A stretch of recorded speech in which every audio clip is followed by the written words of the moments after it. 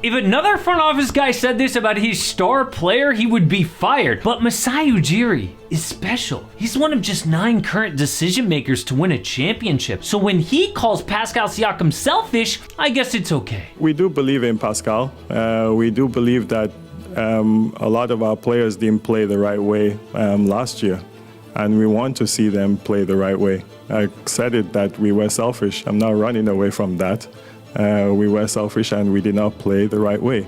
So let us see it when we play the right way. What? Oh, but don't go to Raptors Twitter saying that. They say he wasn't talking about Pascal. He was talking about the whole team. He was literally asked about Pascal Siakam, and he goes, yeah, we like Pascal. We were really selfish, though, last year and have to play the right way. It's like if I said, no, that pizza place is good. Also, I hate getting food poisoning. It's the worst. Coincidence? No, he was talking about Pascal among others. But what did Siakam say back? He left no doubt. I will speak for me personally. I have never been a selfish player in my life. I have always played the game the right way. But underneath all of this is the Raptors refusing to offer Pascal a contract extension. They can give him up to 4 years, about $200 million, but they don't know if he's worth it yet. The Raptors, a team that no star free agent has ever wanted to go to before, is like, oh, a 2-time All-NBA player in your prime.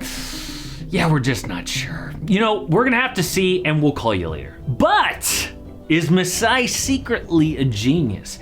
He has outsmarted the NBA before. He was hired in 2013, and despite a non-glamour market, has made Toronto one of the best run organizations in basketball. 2 conference championships, 1 an NBA title. But one of his best attributes is identifying talent late in the draft. In 2016, he picked a former 0-star recruit named Pascal Siakam. He grew up in Cameroon studying to be a Catholic priest. In fact, Pascal went all the way through seminary school, wasn't even interested in hoops, but his dad encouraged him to play because of his height and his natural skill. So, after graduation, Pascal went to a basketball camp and was discovered by former Cameroonian NBA player Luc Mbah-a-Moute.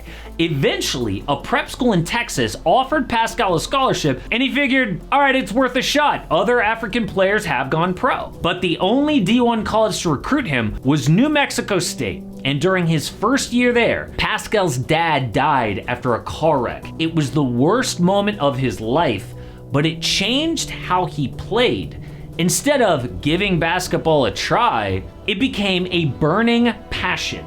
Making the NBA was his dad's dream for him. So Pascal became laser focused. Some NBA people thought Pascal might not even get drafted at all until he worked out for Toronto. Masai Ujiri knew Pascal was special, and he promised to make him a first-round pick. And he was right. Pascal went from a project to most improved player to all-star and champion. Why wouldn't you pay a homegrown success story like that? No wonder Pascal feels betrayed. Well, the problem is team success. Ever since Kawhi Leonard left, Pascal has been their best player, and it's not good. 2021 missed the playoffs. 2022 first round exit. Last year, 41-41, made the play-in, then lost to the Chicago Bulls. Oh, Pascal was good. A career-high 24 points and 6 assists a night. Only other players with that last year? Giannis, Jokic, and LeBron. But it's not good enough for the team. It's why they were interested in Damian Lillard. Even though Pascal is good, their team half-court offense is atrocious.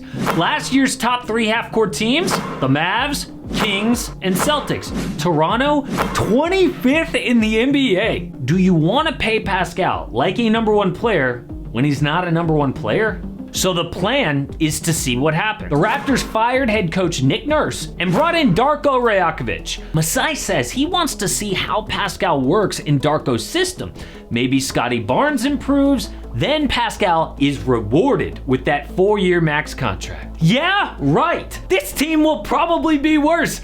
I'm sorry, but Nick Nurse to a rookie head coach. They replaced Fred VanVleet with Dennis Schroeder. Then what are you gonna do? Say, sorry Pascal, this sucked. You gotta take a pay cut. No, he could leave for nothing. What are they gambling with? I know Pascal once said, I only want to be a Raptor, but things have changed. He heard his name in trade talks this summer, refused to join the team for workouts in Las Vegas. Also, Gary Trent and OG Anunoby can be free agents. Mark Stein reported about OG.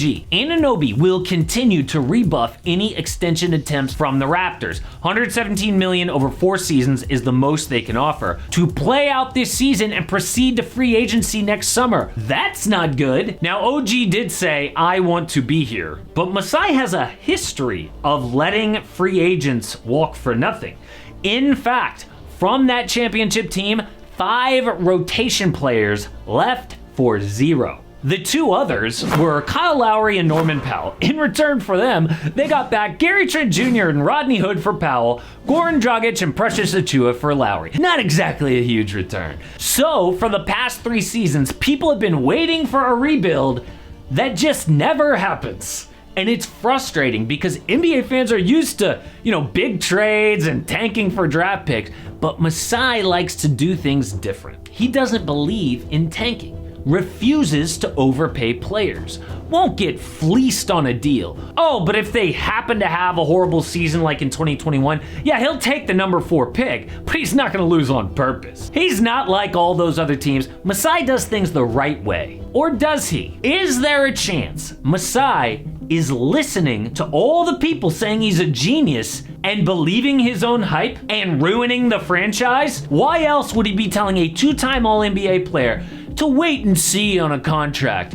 You're the Toronto Raptors. You should be happy to pay an all-star who wants to be with you. That doesn't happen. Yes, I know, Pascal's not a number 1 option, but teams have room for more than 1 max player. Or do you ask him to take a pay cut? No, another team would pay him the max on the open market. That's the gamble that they made with Fred VanVleet. Oh, and the Rockets said, yeah, we'll take him. Or you pay Pascal now and he becomes a big trade piece for later on. That is how the NBA works. Do the rules not apply to the Raptors? I guess not. Or at least that's how Masai has been operating the last few years. But I am open to being wrong. Obviously, I'm not an NBA GM. Maybe the Raptors are a contender in a few years. Masai's a genius and I'm an idiot. Or he chooses to not trade stars like Fred VanVleet for picks. Then he alienates current stars like Pascal and OG who leave for nothing. We could look back on this as a huge disaster. These could all be steps to ruining the franchise. Oh, but don't worry, they say. He's a genius. Look, I know that was a really harsh take, and a lot of Raptor fans are going to hate me. What else is new? But speaking of the East, obviously the big news was Damian Lillard going to the Bucks, but right after that, Drew Holiday goes to the Celtics. So which one of them is the new favorite? Is it the Celtics or the Bucks? Check it out.